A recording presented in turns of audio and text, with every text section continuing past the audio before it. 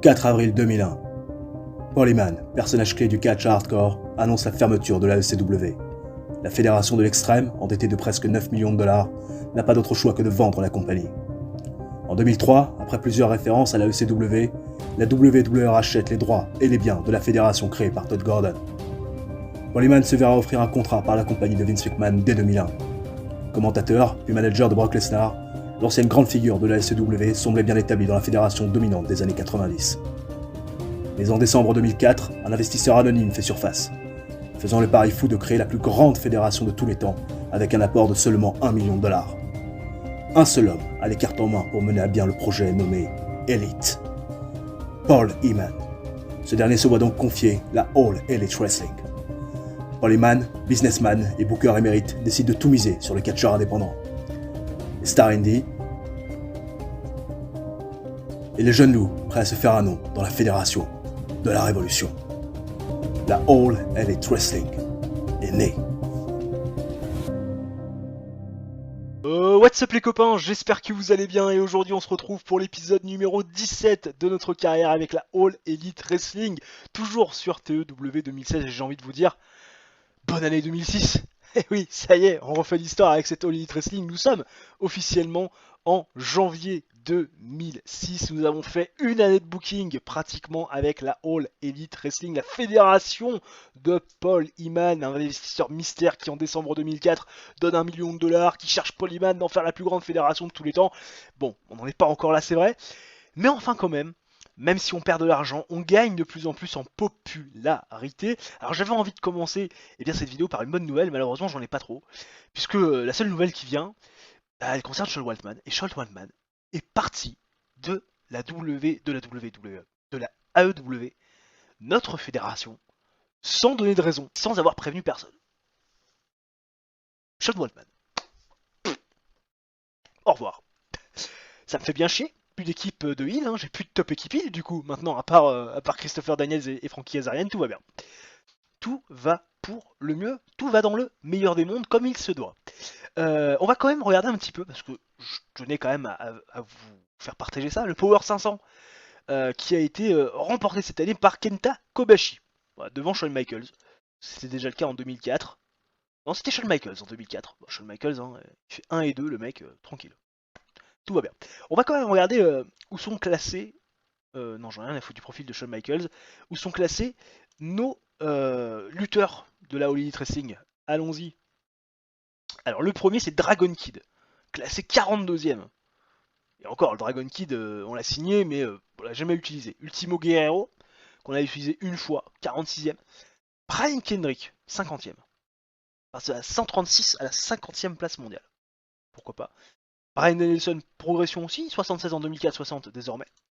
Samoa Joe à 27ème en 2004, 77ème en 2005, régression. AJ Styles, pareil. AJ Styles, 19ème en 2004, 79ème en 2005. Ça fait mal au cul. Dustin Rhodes, 113ème en 2004, 98ème en 2005. CM Punk, 16ème en 2004, 106ème en 2005. Oh, mon dieu. Ah, pareil, la régression, 22ème en 2004. Christopher Daniels, 123ème en 2005. Keith James, 118ème en 2004, 192ème en 2005. Mon dieu. Frankie Kazarian, 141ème en 2004, 211ème en 2005. Raven, 58ème en 2004, 263ème en 2005. C'est pas des bonnes nouvelles, hein. Kevin Steen, pareil, il régresse, 282ème en 2004, 314ème en 2005. Justin Credible, 262 en 2004, 321 cette année. Colt Cabana, l'an passé, 184ème, 331ème cette année.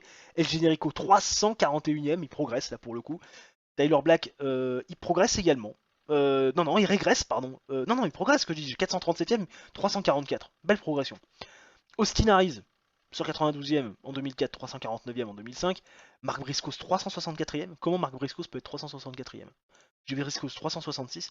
Matt Sydal, 368. C'était 206ème quand même avant. John Moxley, qui fait son entrée dans le top, 374. Travis Mel, 387. Chris Hero, 388. 401ème pour Mike Mizanin, qui était 448 en 2004. Gay Kim, qui fait son entrée dans le Power 500. Matt Jackson, qui fait son entrée également. Nick Jackson également, et Sweet Saraya qui est 453ème, qui est donc la dernière classée dans le Power 500. Pourquoi pas? Pourquoi pas? Écoutez, au moins on a un peu une idée de d'où on se situe et surtout de Des garçons qui vont faire progresser. Décidément, ce début de vidéo et ce début d'année 2006 n'est pas bon pour nous. J'avais besoin de Brian Kendrick et de Samoa Joe ce soir, ils sont pas là. Tout va bien. Il manquerait plus que les locker room incidents, ça soit de la merde. Non, ça va être positif. Oh, et bah, fine, hein. Voilà, tu prends une amende, hein. Tu prends une prune. Oublie meeting avec un road agent. Je sais que t'es blonde, mais enfin quand même. Allez, nous voilà partis les gens pour le premier show de la vidéo et le premier show de l'année 2006 à la All Elite Wrestling. On est au Amazon City Rink devant 1821 pèlerins et on débarre le show les gens avec Travis Hummel, Mac Mizanin et Becky Belles qui l'ont mauvaise. Ils l'ont mauvaise parce que la semaine passée, ils étaient dans le triple threat tag team pour couronner des futurs aspirants numéro 1 au titre des CU. Et Travis Hummel et Mike Mizanin se sont fait avoir par Bryan Danielson. Bryan Danielson qui est revenu, qui est intervenu et qui a coûté la victoire à Travis Hummel et Mike Mizanin. Et Travis Hummel, il l'a vraiment mauvaise parce que il est là, il dit nous, on est des vainqueurs, nous, on gagne nos matchs, nous, on a du momentum. Et Bryan Danielson, ce frustré, ce rat, ce monsieur tout le monde qui vous ressemble tous autant que vous êtes, lui, il est jaloux de notre réussite et il nous coûte les victoires. Il nous coûte les victoires alors qu'on est une équipe qui a du momentum, une équipe qui gagne tous ses matchs. Ils sont jaloux, ils sont jaloux, ils sont jaloux, ils sont jaloux. Il est énervé, Travis Hummel. Et Dustin Rhodes arrive. Et il dit écoute mon pote, va falloir que tu te calmes quand même un peu parce que là, tu passes un peu pour un hystérique. Moi et Bryan Danielson, bon, on a comme vous, on a été un peu screwed ces dernières semaines. Vous avez été screwed par nous, et nous on a été screwed par vous il y a quelques semaines de ça. Et finalement on vous rend un peu la monnaie de votre pièce. Vous savez ce que c'est désormais de passer pour des cons et d'avoir les glandas. Mais vous savez quoi? Ça pourrait durer très longtemps, cette histoire-là. Hein, vous contre nous. Ça pourrait durer très longtemps. On pourrait se faire chier les uns et les autres pendant une durée indéterminée. Et mettre notre nez dans le business des uns et des autres. Mais on peut aussi, et c'est ce qu'on vous propose, un match tag team. Vous contre nous. Travis Hummel et Mike Mizanin contre Dustin Rhodes et Bryan Danielson. À méditer, à réfléchir. Mais nous, on vous challenge. 57 de rating. Mike Mizanin. Affreux sur ce segment. Dustin Rhodes qui a paru bien. Travis Hummel qui a bien improvisé. Et la storyline, The Young Walls contre Danielson, avance grâce à ce segment. 57 pour commencer, c'est pas si mauvais. Ça aurait pu être pire. Rena Mero contre Jacqueline Moore. Pour le championnat féminin. Alors, ce qu'il faut savoir, c'est que j'ai pas pu faire un steel cage match. Parce que la chaîne de diffusion qui diffuse le show ne voulait pas de steel cage match. C'était pas assez safety pour eux. Donc, du coup, j'ai fait un 2 or 3 falls match. Et donc, dans un match avec une bonne 8 et du descent catch, Jacqueline Moore va défaire Rena Mero dans un 2 or 3 falls match en 9 minutes 21 avec deux victoires à une, deux tombées à 1 après avoir gagné finalement, perdu pardon le premier et avoir gagné les deux suivants. La dernière se fait avec handful of a tight, c'est-à-dire une main qui tire la culotte, hein, tout simplement. Et Jacqueline Moore fait donc sa première défense du titre féminin mondial. Voilà. La rivalité, bien évidemment, avance, hein, ce segment, cette rivalité avance grâce à ce segment, gagne de la hit. Derrière, Raven fait face à Ultimo Guerrero. CM Punk est bien sûr aux abords du ring, à table des commentateurs pour commenter le match. Raven qui fait face à Ultimo Guerrero dans un street fight. C'était la stipulation choisie et l'adversaire choisi par CM Punk. 15 minutes 56 de combat quand via pinfall, Raven bat Ultimo Guerrero avec un overflow d'équité sans intervention aucune, complètement clean. Le pauvre Ultimo Guerrero, il a même pas fait la gueule, il s'est dit c'est bon, de toute façon, ils ne donneront rien dans cette fédération, vivement que je me casse. Raven fait un 57, Ultimo Guerrero un petit 56. 64 de rating, ça veut dire que le booking du match est assez consistant pour nous permettre de faire une note décente. Je me doute. Derrière, Ashley Massaro fait un petit striptease. Sympa. Petit segment sex appeal de la soirée. Tout le monde est content. Derrière, Kip James, dans une interview où il est à côté de Tommy Rimmer, dit à Amy Weber que ce soir, il veut son match de championnat. Il veut affronter Frankie Kazarian et Christopher Daniels. Il veut mettre ses mains sur Christopher Daniels, qui a pris les titres et qui a surtout enfermé dans un cercueil l'ami Becky James. Il a plus de nouvelles. Plus de nouvelles et ça l'énerve. Et là, il veut se venger de l'ami Christopher Daniels. Il veut pouvoir lui mettre les mains dessus. Seulement AJ Styles, le champion du monde, qui cette fois-ci arrive en tenue de ring et pas en tongs, short et chemise à fleurs. En tenue de ring, AJ Styles dit écoute, ce soir j'ai un autre plan. Et c'est le champion qui décide. Ce soir, moi et Frankie Kazarian, la moitié des champions du monde par équipe, on va vous faire face.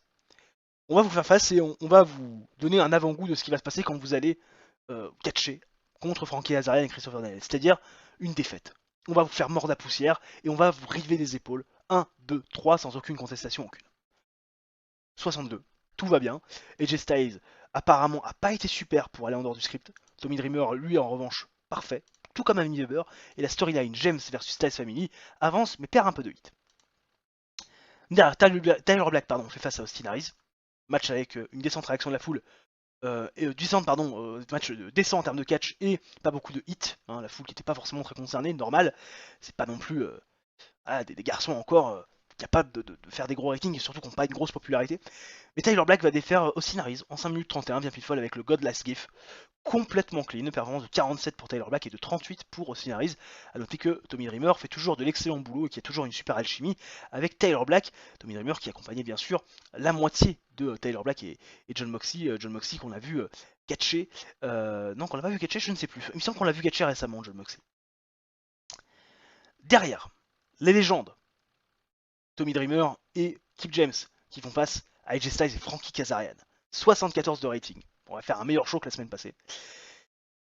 Et dans ce match avec une bonne hit et du descent catch, les légendes vont défaire AJ Styles et Frankie Kazarian en 12 minutes 26 quand Kip James va défaire Frankie Kazarian via pinfall avec le one and only. AJ Styles a porté le match en termes de performance in ring. Tu m'étonnes. Tommy Dreamer fait un 47, Kip James 54. En même temps, il est un peu bridé Kip James à cause de Tommy Dreamer et du fait qu'il n'y ait pas de chemistry. Frankie Kazarian fait un 44. AJ Styles fait un 85. Et la storyline James contre Styles Family avance grâce à ce segment. L'ami Kip James prend une victoire très importante. Vous allez bien sûr pouvoir vous constater par vous-même dans les prochaines semaines. C'est victoire de Kip James qui ne sera pas anodine. 68 donc de rating sur ce show et on améliore bien sûr notre popularité dans 2 régions, les 2 régions où nous sommes bien sûr diffusés. Je vais tenter un coup de poker d'ailleurs par rapport à mes diffusions. Je vous en parlerai un petit peu plus tard, une fois que ça sera fait. Parce qu'il y a 2-3 trucs qui me chiffonnent un peu, et surtout 2-3 trucs qui me déplaient un peu. Alors, au niveau des news, TV rating de 0.01, compliqué. 10 180 viewers. Bon, c'est le premier show de l'année en même temps, donc bon, il faut le temps que les choses se fassent. Mais 68 c'est assez solide. C'est assez solide, on va pas se cacher. 10 180 viewers, 1821 personnes dans l'arène. C'est assez costaud. Aucune nouvelle croustillante sur la dernière semaine écoulée les gens, donc on se retrouve directement dans les backstage ou des incidents locker room, mais comme d'habitude, pas mal d'absents. Ultimo Guerrero n'est pas présent, Samoa Joe non plus, et Brian Kendrick également. C'est con parce que j'en avais aussi besoin cette semaine. Bon, j'ai pu faire ça la semaine passée, là c'est vrai que peut-être que ça va être plus compliqué, il va falloir que je trouve certaines solutions. Bon, allons voir les... la Raven, j'ai peur. La drogue. Trop bu. Trop bu, il peut pas être sur le show. Fine. Ouais, pas content avec l'action, mais attends, sans deck.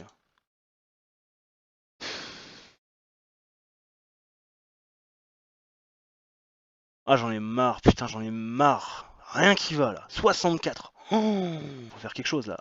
Faut faire quelque chose. Faut faire un medal, un truc qui fonctionne, j'en sais rien. Travis Fimmel il s'entend avec tout le monde. Travis Fimmel avec Talia Madison, ça peut le faire? Voilà, super amitié entre Travis Fimmel et Talia Madison. On passe à 65. Oh, les backstage ratings. Oh, mais c'est une horreur. Il y a tout qui flingue là, début d'année 2006. Il n'y a rien qui va. Et rigolez poteaux pour le deuxième show de la vidéo, ce deuxième AEW Dynamite du mois de janvier 2006. On est toujours au Yamasen Site Rink qui va certainement être notre lieu un peu maire dans ces prochaines semaines. 1804 pèlerins présents dans l'arène. Nous démarrons le show les gens avec les Young Wolves qui font face à Dustin Rhodes et Bryan Danielson. Le challenge finalement a été accepté, on l'a pas vu la semaine dernière, rien ne nous avait vraiment été communiqué par rapport à ça, mais ce match a bien été officialisé, bien accepté par les Young Wolves, et cette fois-ci, on enterre l'âge de guerre, on règle les comptes, et dans un match qui nous fait un 66 de rating très solide, match jugé comme décent, Dustin Rhodes et Bryan Danielson vont défaire les Young Wolves. Bien évidemment, 10 minutes 37, quand Bryan Danielson va défaire Travis Fimmel via soumission avec le Castle Mutilation.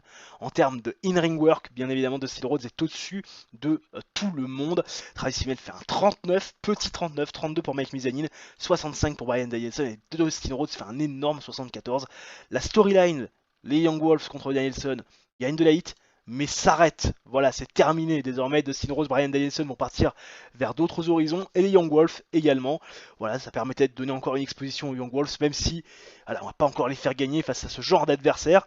Ça permet à Bryan Danielson de reprendre une victoire, chose qu'il n'avait plus réussi à faire depuis un bon petit moment. Derrière, Kip James est au micro d'Amy Weber. Kip James, il veut désormais Christopher Daniels. Il le veut. La semaine dernière, bon, il n'a pas pu avoir les mains sur lui parce que AJ Styles avait un autre plan, parce que le champion décide, parce que ceci, parce que cela, et donc du coup, il n'avait plus que se contenter de casser la gueule à Frankie Kazarian et un petit peu à AJ Styles, mais là ce soir, il veut Christopher Daniels. Il veut ses mains sur Christopher Daniels. Et Paul Heyman arrive et lui dit, écoute, il va falloir que tu te calmes, que tu patientes un peu, parce que ce soir, je te donne une opportunité aussi de AJ Styles. Tu as pin la semaine dernière Frankie Kazarian dans un match tag team où il faisait équipe avec AJ Styles. Moi je te donne une nouvelle opportunité. La dernière fois tu t'es fait screwed. Là je t'en donne une nouvelle. C'est peut-être mieux d'être champion du monde que d'avoir ses mains sur Christopher Daniels. Et donc Kip James forcément n'a pas d'autre choix que d'accepter. De toute façon il est content d'avoir quand même son match de championnat. Ça le calme un petit peu. Paul Heyman fait un super boulot. Il adore clairement avoir l'opportunité d'aller en dehors du script. Et la storyline James versus Styles Family avance mais perd un peu de hit. CM Punk face à Justin Credible. Bon, on n'a pas Raven pour finalement être là au commentaire, parce qu'il n'est pas présent. Mais Raven a quand même choisi comme dernier adversaire de CM Punk, en date, Justin Credible. Et donc la stipulation, un parking lot brawl. Et dans un match décent, CM Punk va défaire Justin Credible dans un parking lot brawl match en 12 minutes 14 via pinfall après un Devil Lock DDT complètement clean. Clairement pas dans un bon jour, l'ami Justin Credible qui se retrouve tout seul puisqu'il n'y a plus Sean Waltman. Trinity fait du bon boulot ringside. Au niveau des performances, on a 76 pour CM Punk et 36 seulement pour Justin Credible. Victoire de CM Punk, le champion qui garde son momentum. Je me doute. Derrière, Jacqueline Moore et Sweet Saraya qui font face à Chantel Taylor et Gaiki. Match décent, où la championne, avec Sweet Saraya, vont défaire en 6 minutes 10 Jacqueline Moore, Chantal Taylor et Gay Kim. Quand Jacqueline Moore, après 6 minutes 10 de combat, complètement clean, fait un tornado DDT sur Chantal Taylor, tombé 1-2-3, victoire donc de la championne et de sa partenaire. Jacqueline Moore a été apparemment dans un mauvais jour, Gay Kim s'améliore sur sa gimmick, 44 de performance ring pour Sweet Saraya, 58 pour Jacqueline Moore. Bon ça va, elle peut se permettre d'être office game un peu plus souvent si elle le souhaite. Gay Kim fait un 41 et Chantel Taylor un 39. Mais ce qui est intéressant, c'est ce qui se passe juste après. Jacqueline Moore prend le micro. Jacqueline Moore prend le micro et dit bon, là, il faut que je fasse un statement. Là, toutes ces filles-là, ces divas, Chantel Taylor, Gay Kim, Rena Mero, Night and Highlight, je les ai, mais détruites. Je les ai exposées pour ce qu'elles sont réellement, c'est-à-dire rien d'autre que des bimbos qui ne savent que montrer leurs fesses et montrer leurs attributs. Elles ne savent pas catcher, je l'ai prouvé, je suis la championne, et désormais, je n'ai qu'une mission, c'est faire le tri, pour tout simplement donner à cette division féminine le respect qu'elle mérite. Donc, elle appelle Paul Heyman en disant tu dois recruter, et tu vas recruter sous mes conseils. Des filles capables, quelque part, de vendre le produit catch féminin. Et Rena Mero intervient. Rena Mero interpelle Jacqueline Moore en lui disant des divas, t'en as perdu contre certaines. T'as perdu contre moi dans un match tag team. Et puis, bon, t'as un petit peu triché à chaque fois quand tu m'as eu one-on-one. Donc, pour quelqu'un qui veut une division féminine plus crédible, j'avoue que c'est quand même l'hôpital qui se fout de la charité. Parce que une championne qui triche pour rester championne face à des divas, c'est une championne qui est loin d'être crédible. Que si tu veux prouver que t'es une vraie championne et si tu veux prouver que la division féminine mérite mieux, commence déjà par gagner clean tes matchs. Alors, Jacqueline Moore, elle a un peu piste par rapport à ce qu'elle entend de la bouche de Rena Mero. Et Rena Mero lui dit écoute, t'as l'air bien énervé, moi je te propose un challenge. Plus de tomber, plus de soumission. Plus rien. Juste toi contre moi. Dans un I quit match. Il faudra dire j'abandonne pour prendre le titre. Que demander plus comme crédibilité qu'un match comme ça. Jacques Limour ne répond rien, mais Ren Amero le laisse face à ce challenge. Ren Amero a un peu galéré à aller en dehors du script. Jacques Limour a fait un super travail d'improvisation. Et la storyline avance et gagne de la hit. On attend la réponse de Jacques Limour. Derrière, le main event nous fait un énorme 80. En même temps, je m'attendais pas à autre chose. Kip James contre AJ Styles est dans un match exceptionnel. AJ Styles va défaire Kip James en 14 minutes 19 via pinfall avec le Styles Clash après la distraction de Christopher Daniels. AJ Styles fait donc sa 7ème défense du titre mondial. 68 de performance in ring pour Kip James, 80 pour AJ Styles, et la storyline James contre Styles Family gagne de la hit. Kip James qui va l'avoir encore une fois mauvaise avec l'intervention de Christopher Daniels. Et 74 donc de ratings qui permettent d'améliorer la popularité dans 2 régions. Au niveau du rating, toujours 0.01, bien évidemment. Et on fait 11 310 viewers. Pas mal. On continue sur notre bonne lancée, et puis surtout on fait un meilleur show que celui de la semaine d'avant. Le contrat de Stacy Keibler, les gens, qui arrive à son terme avec la WWE qui a d'ailleurs fait une extension de contrat à Stacy Keibler que je suis. Voilà, que j'aimerais bien recruter. Malheureusement, quand on veut négocier, voilà, la WWE est un petit peu trop petite pour elle. C'est dommage, hein, j'aurais adoré avoir Stacy Keibler. 72 au micro, 94 de charisme. C'est que ça pile à 89. On aurait pu s'amuser avec Stacy Keibler. Peut-être lui donner un rôle de figure d'autorité, mais bon. Pas grave. Pour l'instant, ce ne sont que des rêves. Beaucoup de news en cette première journée de la 3ème semaine de janvier. Vous le voyez, pas mal de broadcasts qui se terminent, il va falloir que je m'y penche. Et Glyn Gilberti qui décide d'arrêter. Voilà, Glyn Gilberti, malheureux, notre commentateur qui était censé être main eventer, dont on n'a jamais rien fait, qui se casse. Il va falloir que je trouve un nouveau commentateur. Donc il va falloir que je m'y penche maintenant pour essayer de trouver une solution et ne pas laisser toute seule Ren Amero à la table des commentateurs à devoir meubler l'action, parce que c'est compliqué quand on est tout seul. Bon, du coup les gens, que je vous explique 2-3 petits trucs, parce que voilà, il y a 2-3 choses qui ont changé. Vous le voyez à l'image, pour ceux qui ont l'œil, on n'a plus de show TV. Voilà, j'ai décidé d'arrêter AEW Dynamite en tant que show TV, parce que je n'avais tout simplement pas de broadcaster intéressant pour la diffusion. Et donc j'ai passé à AEW Dynamite en event, pardon. Et donc ça sera tous les mercredis et ça durera 1 heure. Pourquoi ? Parce que j'avais beaucoup plus d'avantages à passer Dynamite en event que de garder en show TV, tout simplement parce que au niveau des broadcasters, Fox Sports, que ce soit dans les Grands Lacs, Mid-South ou Midwest, qui peuvent tout simplement me couvrir en médium dans ces régions-là, pouvaient me diffuser pour les événements, mais pas pour les shows TV. Donc du coup, mon choix a été très vite fait. J'ai décidé de passer tout ça en event. Voilà, comme ça au moins, ça permettra d'accroître la popularité plus facilement. Alors certains vont me dire que ça va être un peu cheaté.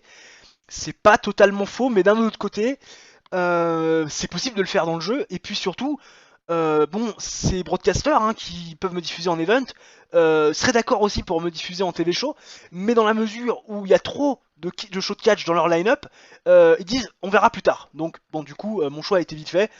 Voilà, je sais pas trop ce que vous en pensez, mais je crois que c'est le meilleur parti pris pour pouvoir gagner de la popularité et essayer d'étendre un peu plus notre influence en termes d'importance sur les régions des États-Unis. Allez les gens, on se retrouve dans les backstage du dernier AEW Dynamite de la vidéo.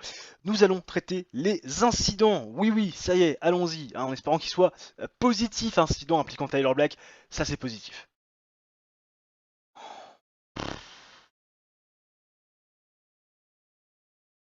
Je mets une petite tape sur la main et son comportement s'améliore pas. Trop gentil. Trop gentil. D'ailleurs, Tyler Black, qui a une influence négative. Voyons voir si tu peux faire copain-copain avec Travis Fimmel, par exemple, qui est copain-copain avec tout le monde.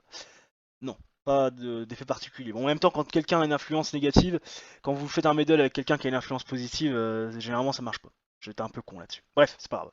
Allez, rigolez potos pour le dernier show de la vidéo. On était au Emo Joplin Memorial Hall devant 2615 personnes. Et oui, je vous le rappelle, AEW Dynamite désormais n'est plus un show TV, mais un event, un événement spécial. Et ce soir, on fête ça. avec Paul Heyman au micro, excusez-moi, d'Amy Weber. Un petit rototo, hein, quand on parle et qu'on fait un rototo en même temps, ça fait ça. Amy Weber qui donc est au micro, plutôt Paul Heyman, pardon, qui est au micro d'Amy Weber et qui nous explique qu'il est heureux d'avoir signé cette deal TV, que Dynamite désormais a une promotion, que ce n'est plus un show TV à part entière, mais vraiment un événement parce que Dynamite est extraordinaire chaque semaine et les chaînes de télévision ne s'y sont pas trompées, donc Paul Heyman s'en félicite, mais AJ Styles coupe Paul Heyman hein, et lui dit tout simplement que si eh bien, ces chaînes de télévision sont intéressées, ont quelque part signé un deal avec la EW, c'est parce que Dynamite est la maison que AJ Styles a construite de ses mains, c'est parce qu'AJ Styles est champion, c'est parce que AJ Styles rend ce show phénoménal. Bref, c'était une façon un petit peu, tu vois, de sortir un peu kayfabe et de parler justement de cette promotion et de ce qu'on a fait à l'écran. Voilà, donc Paul Heyman et AJ Styles, ils font leur truc, ça fait 67, c'est plutôt pas trop mal à noter qu'Amy Weber a apparu complètement à l'ouest dans ce segment alors qu'AJ Styles a paru plutôt bon. Derrière Rena Mero face à Jacqueline Moore, dans un I Quit match, pas de soucis, pas d'angoisse. Rena Mero, Jacqueline Moore, la storyline se termine aujourd'hui, puisque oui, Jacqueline Moore, dans un match avec une bonne hit et du descent catch, a réussi à battre Rena Mero dans un I Quit match en 10 minutes 56 via soumission après des distractions de Daphné. Daphné, vous vous en souvenez, c'est celle que Jacqueline Moore avait passée à tabac.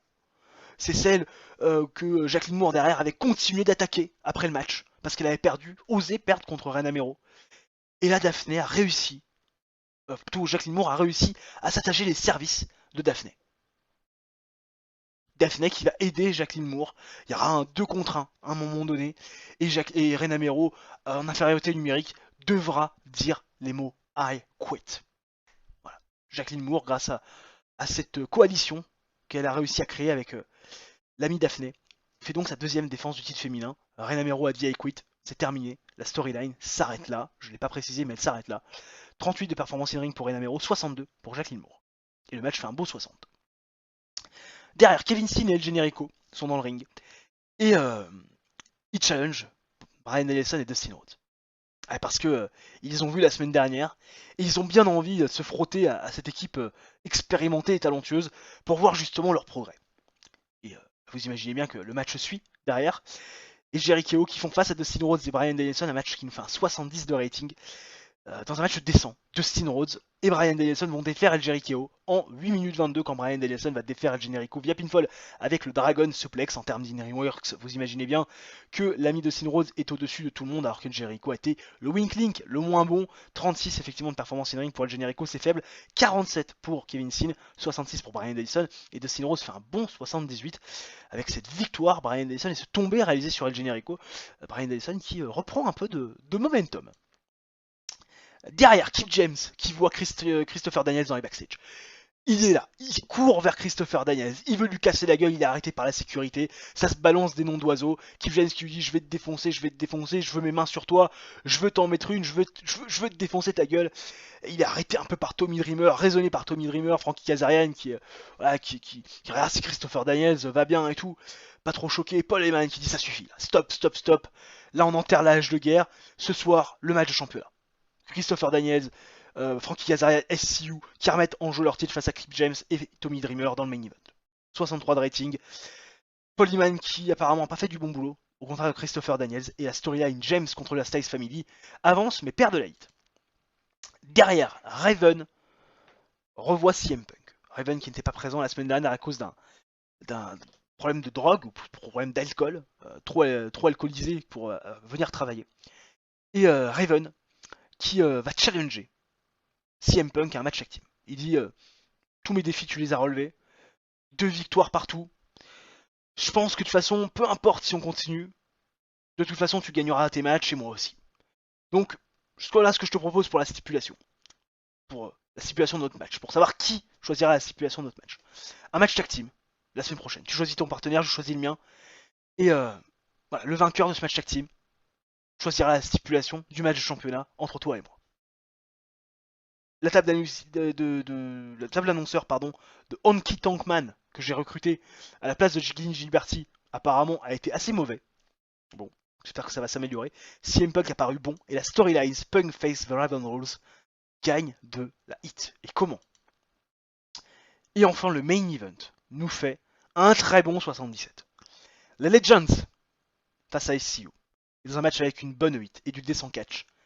SCU, Sokol Ancestorade, défend les légendes en 13 minutes 55 quand Christopher Daniels défait Tommy Dreamer via pinfall avec le Angel Wings. SCU fait donc sa première défense du titre mondial depuis la reprise de pouvoir sur la division tag team. 77 de rating, Christopher Daniels au-dessus de tout le monde en ce qui concerne la performance in-ring, puisque Tommy Dreamer fait un 44, Kip James handicapé par la chemistry qu'il a avec Tommy Dreamer fait un 58, 46 pour Frankie Kazarian et 82 pour Christopher Daniels. La storyline James versus Styles Family continue, mais Kip James n'aura plus jamais d'opportunité avec Tommy Dreamer, n'aura plus jamais d'opportunité pour le titre tag team. Voilà. Tommy Dreamer, Kip James ne catcheront plus tag team, n'auront plus d'opportunité. Ce qui permettra de casser cette équipe clairement qui avait zéro chemistry.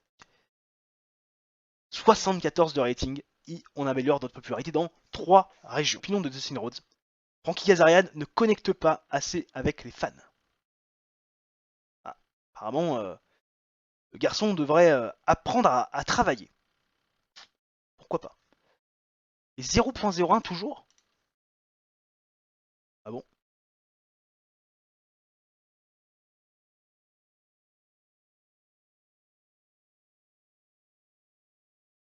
Ah bon? Ah bah comme quoi ça sert d'être diffusé sur des événements spéciaux. On est diffusé sur 3 shows, sur 3 chaînes, et on fait que 10 000 viewers. Enfin sur 3 chaînes. Sur une chaîne qui est diffusée dans plusieurs états, mais on fait que 10 000 viewers.